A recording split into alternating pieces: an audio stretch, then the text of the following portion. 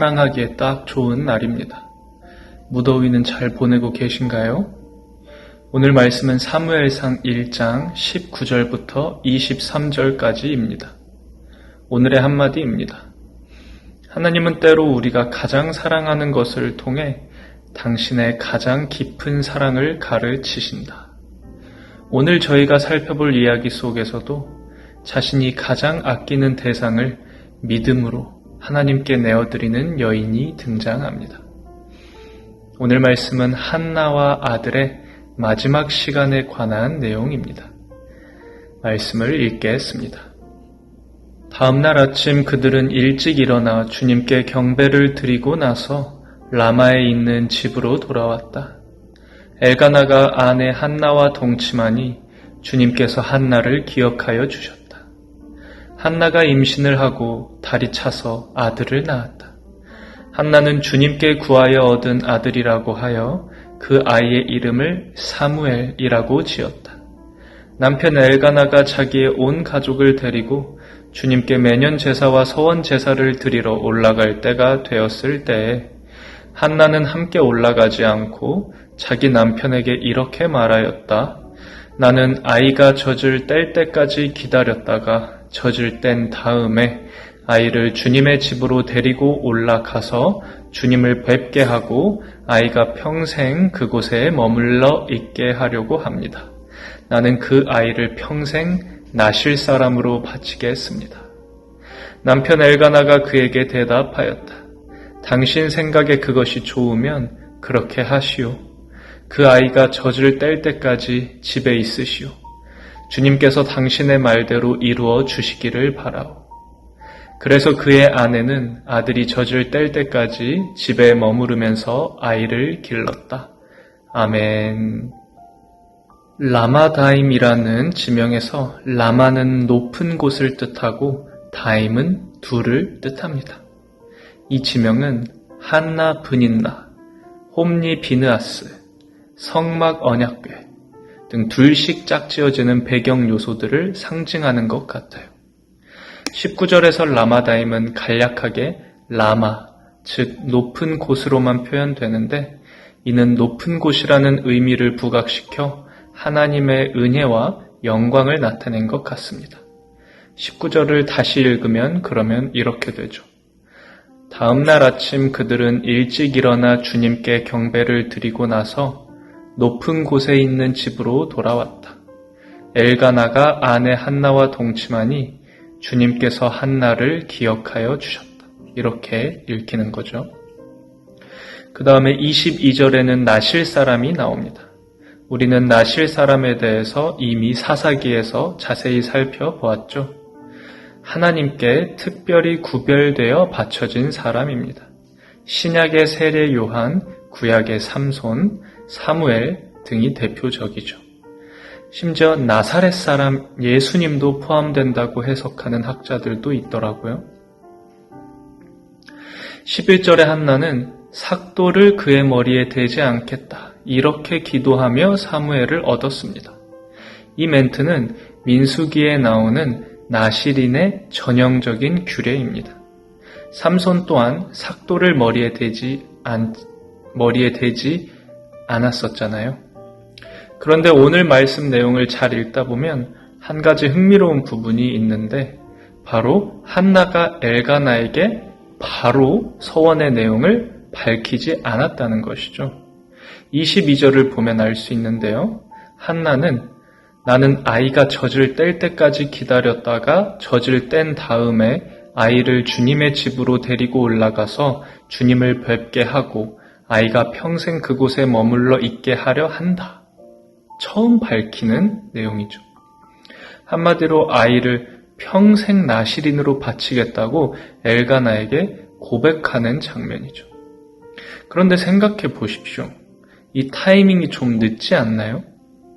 왜 한나는 아이를 뵌 직후에 남편 엘가나에게 자신의 서원 내용을 밝히지 않았던 것일까요? 룻기부터 사무엘기 초반까지 이어져 오는 중요한 흐름이 하나 있습니다. 그건 바로 가정에서 남성들이 아니라 여성들이 이야기의 플롯에서 주도적인 역할을 한다는 것이죠. 보아스가 아니라 나오미와 룻이 그랬고, 오늘 말씀에서는 엘가나나 제사장 엘리가 아니라 한나가 그렇죠. 개인적으로 오늘 말씀을 묵상하며 이미지를 떠올려 보았는데, 엘가나는 온화하고 점잖고 아내 말 잘 들어주는 보살 남편, 이런 느낌이었을 것 같아요. 그리고 보아스도 이 이미지에서 크게 벗어나지 않는 것 같습니다. 남편 엘가나는 한나의 고백을 듣고서 어떠한 토도 달지 않습니다. 왜 그걸 이제 말해? 안 돼. 이렇게 하지 않는다는 것이죠. 한나의 의견을 존중해 줍니다. 생각해보면 둘이 같이 낳은 아이잖아요. 그런데 말이죠. 우리는 여기서 첫째로는 엘가나의 성품을 읽을 수 있고, 둘째로 모성애의 강력함을 읽을 수 있습니다.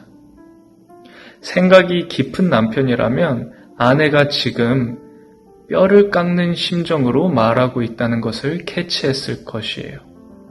왜냐하면 아이와 정을 떼는 것은 남성보다 여성에게 더 어렵기 때문이죠. 심지어 아기가 아직 젖먹이인데 얼마나 이쁘겠어요. 지금 한나는 정말 하기 싫은 말을 하고 있다고 해석해도 과언이 아닙니다. 그럼에도 불구하고 한나는 반드시 이렇게 해야만 했었습니다. 왜냐하면 서원을 했었기 때문이죠. 이쯤 되면 아까 제기했던 의문, 왜 한나는 엘가나에게 서원의 내용을 바로 밝히지 않았을까의 의문이 풀립니다. 바로 한나는 아쉬웠던 것입니다. 아마 한나는 그 기간 동안 스스로 마음을 정리했을 것입니다. 비록 하나님께 서원을 드려 얻은 아이지만 정말 떼어놓는다는 것은 엄청 마음이 아팠겠죠. 어미의 마음이 얼마나 미어졌겠습니까? 그래서 약간의 시간을 돌아왔지만 그래도 결국 약속대로 결단을 내리는 것이죠. 누가 한나에게 돌을 던질 수 있겠습니까?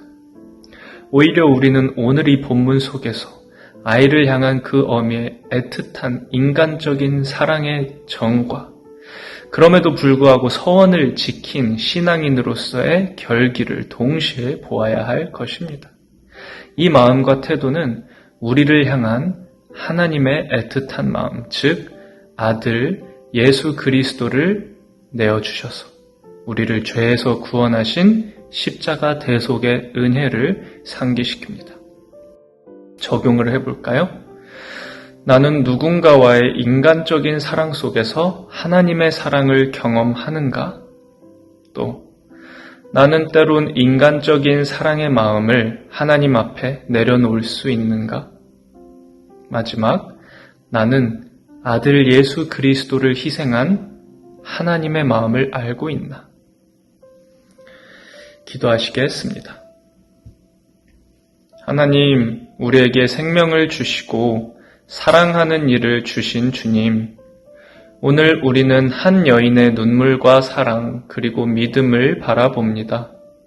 아들을 간절히 원했던 한나의 기도를 들으시고 그 애틋한 마음을 품어 안으신 하나님, 한나가 품에 안은 아이를 다시 품에서 떼어 주님의 손에 올려드릴 수 있었던 것은 단지 서원을 지킨 행위가 아니라 하나님을 신뢰하는 깊은 사랑이었음을 고백합니다.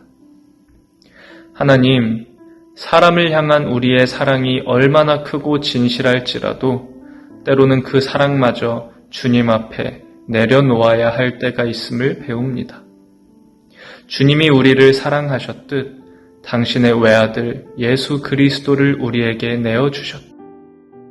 우리는 인간적인 애착을 넘어서는 하나님의 사랑을 믿고 살아가게 하소서. 한나의 고백처럼 모든 생명은 하나님께서 주신 것이며 결국 주님께로 다시 돌아가는 것임을 믿습니다. 우리의 자녀, 우리의 사랑, 우리의 시간, 우리의 사명조차 주님 손에 맡길 수 있는 믿음을 주소서. 우리가 쥐려고 할 때가 아니라 내어드리려고 할 때 더 큰 사랑을 경험할 줄 믿으며 하나님의 아들 예수 그리스도의 이름으로 기도합니다. 아멘. 오늘 찬양은 주의 손에 나의 손을 포개고입니다. 주께 우리의 모든 것을 신뢰함으로 내어드릴 때 가장 큰 자유를 얻을 줄로 믿습니다.